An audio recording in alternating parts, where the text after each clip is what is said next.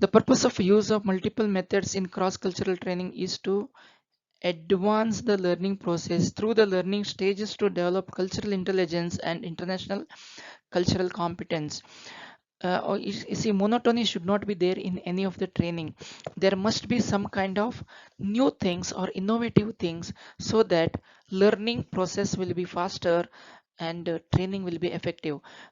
Cultural intelligence integrates the three interrelated elements of knowledge, mindfulness, and behavioral skills.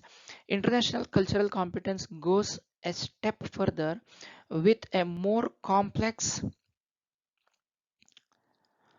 skill set that integrates cognitive, affective, and behavioral learning to effectively engage in successful cross-cultural relationships. To understand all these wordings, please study psychologically psychological papers like organizational behavior. Best book I can suggest is in Indian context is Ashwatthappa K. International cultural competence is very similar to intercultural communication competence, which integrates three components: culture specific understanding of the other, culture general understanding, and positive regard of the other. Means respect other culture. Others' culture should be respected, then socialization will be easier. If I'm restricting to my cultural aspects, I cannot mix with, mingle with, socialize with new people. Then there will be social distancing. May not be, it may be physically, it is mentally also. So productivity in the team or the teamwork will be affected. Contribution in the team will be again lower. The morality also will be going lower. Mutual cooperation will also be going lower. Next is, although cross-cultural training supports global managers' ability to be effective, the learning process often moves through different stages of development. The different development stages of cultural intelligence are reactive to external stimuli, recognition of other cultural norms and motivation to learn more about them, accommodation of other cultural norms and rules, assimilation of diverse cultural norms into alternative behaviors, proactiveness in cultural behavior based on recognition of change cues that others do not perceive. So these are very important factors when uh, development stages of cultural intelligence. What is cultural intelligence? Deal with intelligence to deal with other culture. First I have to understand my culture and I have to understand others culture. Their norms, so that if you learn their norms, if they learn our norms, definitely there won't be any clashes in the workplace. So they, they can come together and they can understand mutually. Their contribution also will be higher, as we discussed in the previous slide. Global managers with high level of cultural intelligence and competence play important strategic role as cultural agents, helping their organizations to span international boundaries.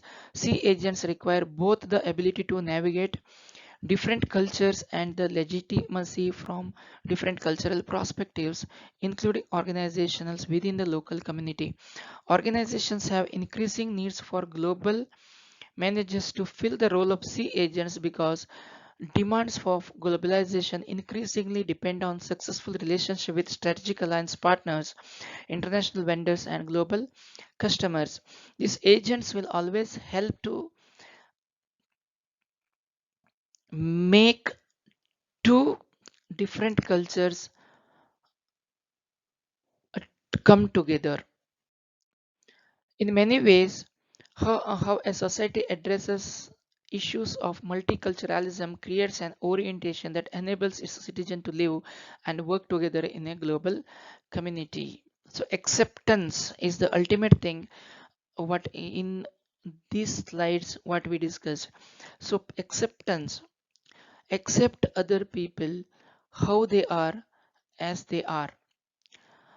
If we want to impose something on them, definitely they will bounce back, they will rebel, they won't accept that. Why should we push them to convert them, right? So that they should feel comfortable in our country. If we go there to country, they should receive us. So reception is very much important in handling international cultural environment. In the future, globalization will continue to increase in the flow and interaction of the people across cultures, which surfaces even more international differences. So new culture may emerge because of the blending of different cultures, right? See, if you find Indian youths, uh, they are partly Indians, partly westernized. If you think about uh, the festival season, definitely they are Indians, they want to celebrate as per our culture. If you think about new year or some other events, definitely they want to be the westernized.